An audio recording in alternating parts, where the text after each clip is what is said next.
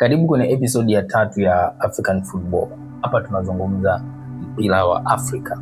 Kwenye hii video tutaangalia wachezaji wawili wakubwa wa Kiafrika. Tutaangalia mtazamo wao kuhusu mpira wa miguu, tutaangalia safari yao ya mpira walipotoka mpaka sasa wali. Baada ya kusikiliza vizuri mahojiano ya Victor Osimhen na mahojiano ya Sadio Mane, nimejifunza vitu vifuatavyo. Presha kubwa ya hao wachezaji inatoka kwenye timu zao za taifa, sio kwenye vilabu wanavyochezea. Jamii zao walikotoka ndio vitu ambavyo vinawasukuma wao kuwa na juhudi kubwa ya kutaka mafanikio makubwa zaidi ili waweze kusaidia jamii zao huko walikotoka. Sadio Mane anasimulia kukosa kabisa usingizi linapokuja swala la kuwakilisha timu ya taifa. Wachezaji hao stori zao zinafanana kidogo, japo sio kwa asilimia kubwa. Victor yeye ilibidi apambane kucheza mpira ili kuikwamua familia yake kutoka kwenye hali duni ya umaskini, kama anavyosimulia dada yake Blessing Osimhen.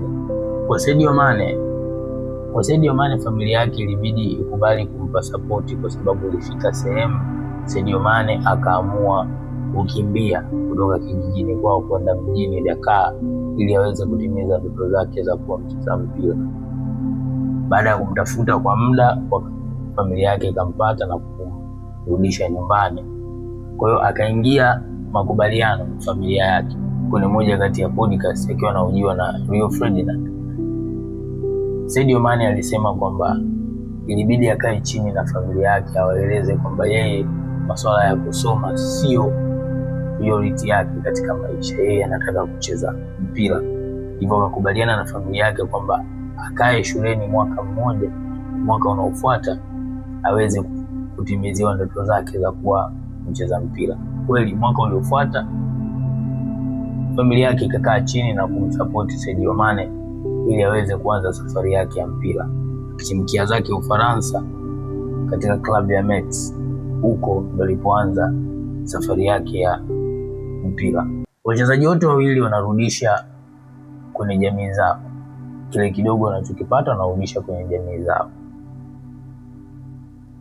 Osimhen 2023 alivyokuwa mchezaji bora wa Afrika alirudi na tuzo nchini Lagos, Nigeria. Sadio Mane yeye alijenga hospitali kijijini kwao, na hata kwenye alivyoulizwa kwenye moja kati ya podcast alisema yeye alidedicate maisha yake ya ndani ya uwanja hayana umuhimu sana kama maisha yake ya nje ya uwanja. Sema kama yeye hawezi kuwa mfano mzuri kwa watu, basi maisha yake ya mpira yanakuwa hayana maana.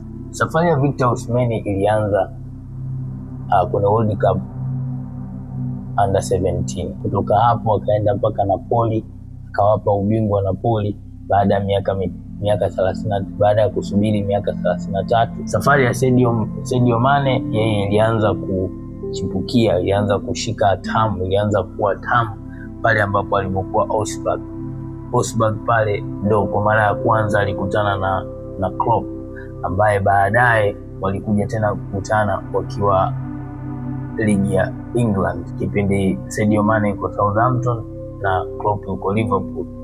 Sadio Mane anasimulia kwamba dili yake ya kwenda Liverpool ilitokana na performance aliyowahi kuionyesha akiwa Augsburg, Ujerumani, ambapo style yake ya kucheza akiwa Augsburg ilimvutia Klopp, na Klopp alitaka kumchukua Sadio Mane akiwa kule kipindi wako katika ligi ya Ujerumani, lakini ilishindikana.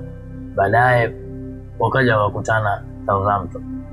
Sadio Mane anasimulia, anasema kwamba alipofika Southampton, kipindi anatoka Southampton, anataka offers zilikuwa ni nyingi. Kulikuwa kuna offer ya Manchester United, kulikuwa kuna offer ya Tottenham Hotspur, na baadaye ikaja offer ya Liverpool. Lakini Sadio Mane anasema ilikuwa imebaki hatua chache sana yeye kujiunga na Tottenham Hotspur, lakini kwa bahati nzuri Klopp naye akawa ameonyesha interest ya kuhitaji Sadio Mane. Sadio Mane mwenyewe anasimulia, anasema alipopata simu ya Klopp wala kujiuliza mara mbili, akaona moja kwa moja ngoja niende zangu Liverpool, kwenda zake Liverpool.